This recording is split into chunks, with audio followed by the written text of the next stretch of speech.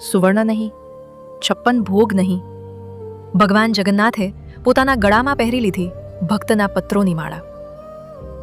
જયપુરના મહારાજા જયસિંહની પુત્રી વિષ્ણુપ્રિયા બાળપણથી જ પ્રભુ ભક્તિમાં લીન રહેતી હતી.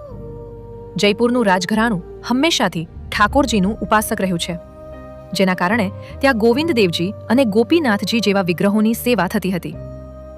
એકવાર વિષ્ણુપ્રિયાએ સત્સંગમાં ભગવાન જગન્નાથની મહિમા સાંભળી. જગન્નાથજીનું વર્ણન સાંભળતા જ તેમનું મન સંપૂર્ણપણે તેમના ચરણોમાં સમર્પિત થઈ ગયું. તેઓ એકવાર દર્શન કરવા પણ ગયા હતા.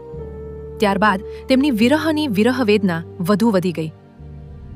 રાજકુમારી હોવાને કારણે તેઓ વારંવાર જગન્નાથપુરી જઈ શકતા નહોતા. જ્યારે તેમણે એક સંત પાસે પોતાની વ્યાકુળતા વ્યક્ત કરી ત્યારે સંતે માર્ગ બતાવ્યો કે જે ભક્તો પુરી જઈ રહ્યા હોય તેમના હાથે પત્ર મોકલીને તમારો પ્રેમ પ્રગટ કરો.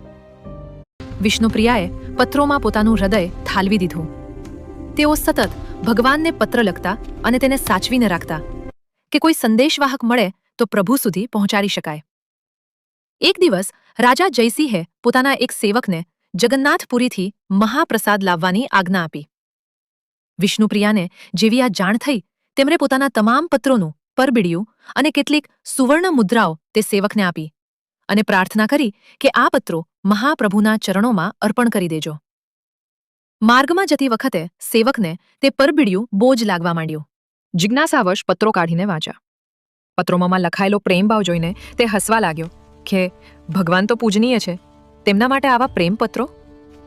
તેણે તે પત્રોને નકામા ગણીને અધવચ્ચે રસ્તામાં જ ફેંકી દીધા. સેવક જ્યારે પુરી પહોંચ્યો ત્યારે તેને આખી રાત ચેન ન પડ્યું. બીજી બાજુ સ્વયં ભગવાન જગન્નાથ પોતાના ભક્તના પત્રોની રાહ જોઈ રહ્યા હતા. તે જ રાત્રે ભગવાને તે સેવકને સ્વપ્નમાં દર્શન આપ્યા. ભગવાન રડી રહ્યા હતા.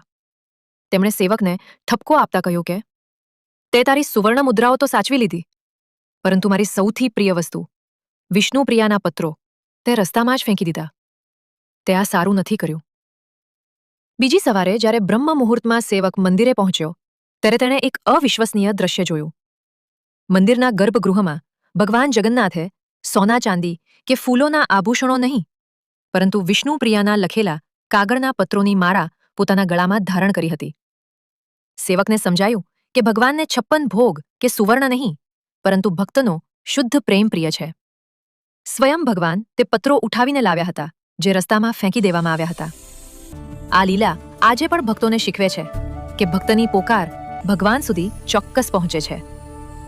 ભગવાનને માત્ર પ્રેમ પ્રિય છે. જો આ લીલા ગમી હોય તો કમેન્ટમાં જય